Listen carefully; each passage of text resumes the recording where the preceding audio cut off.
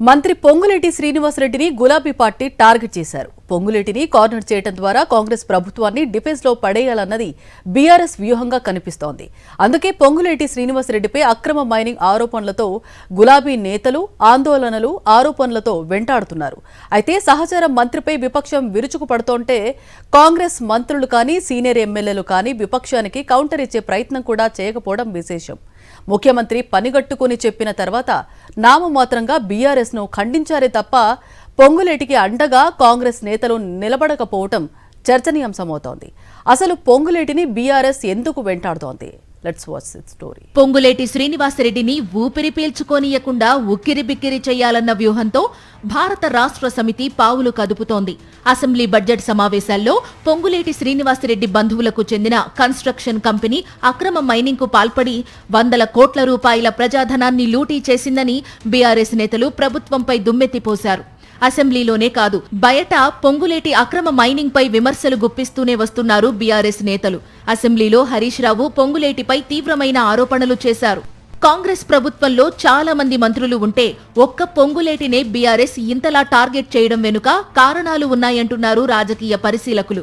గత ఎన్నికలకు ముందు బీఆర్ఎస్ నుంచి కాంగ్రెస్ లో చేరిన పొంగులేటి శ్రీనివాసరెడ్డి ఎన్నికల సమయంలో ఒక సవాల్ చేశారు. ఎన్నికల్లో తమ సొంత జిల్లా అయిన ఖమ్మంలో ఒక్కటంటే ఒక్క అసెంబ్లీ నియోజకవర్గంలో కూడా బీఆర్ఎస్ ను గెలవనిచ్చేది లేదని పొంగులేటి అన్నారు.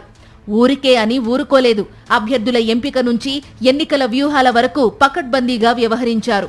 ఆయన అన్నట్లే ఖమ్మం జిల్లాలో బీఆర్ఎస్ బోణీ కొట్టలేకపోయింది. బీఆర్ఎస్ ను ఇంతలా వ్యతిరేకించి పార్టీ ప్రతిష్టను డ్యామేజ్ చేసిన పొంగులేటి శ్రీనివాసరెడ్డిని ఊరికే వదిలేయకూడదని బీఆర్ఎస్ నాయకత్వం కసిగా ఉంది. పొంగులేటిపై ప్రతీకారం తీర్చుకోవాలని పట్టుదలగా ఉంది. సరైన అదును కోసం ఎదురు చూస్తోన్న తరుణంలోనే పొంగులేటి బంధువులకు చెందిన నిర్మాణ సంస్థ అక్రమ మైనింగ్ వ్యవహారం వెలుగులోకి వచ్చింది. అంతే, బీఆర్ఎస్ దాన్ని అందిపుచ్చుకుని పొంగులేటికి నిద్ర లేకుండా చేస్తోంది. పొంగులేటికి అన్నింటికన్నా చికాకు తెప్పిస్తున్న అంశం ఏంటంటే, ప్రతిపక్ష బీఆర్ఎస్ తనపై దాడులు చేస్తోంటే సొంత పార్టీ నేతలు, మంత్రివర్గ సహచరులు ఏ విధంగానూ స్పందించకపోవడం పొంగులేటిని అసహనానికి గురిచేస్తోంది. కేరళం ఎన్నికల ప్రచారం కోసం పొంగులేటి వెళ్లినప్పుడు ఇక్కడ బీఆర్ఎస్ నేతలు పొంగులేటి అక్రమ మైనింగ్ పై ప్లకార్డులతో ఆందోళన చేపట్టారు. ప్రెస్ మీట్లు పెట్టి పొంగులేటి అక్రమాలపై దర్యాప్తు జరిపించాలని డిమాండ్ చేశారు. పొంగులేటి తెలంగాణలో లేకపోవడంతో వాటికి కౌంటర్ ఇవ్వడం కుదరలేదు. ఆయన లేనప్పుడు కాంగ్రెస్ నేతలైనా విపక్షానికి కౌంటర్ ఇచ్చి ఉండాలి.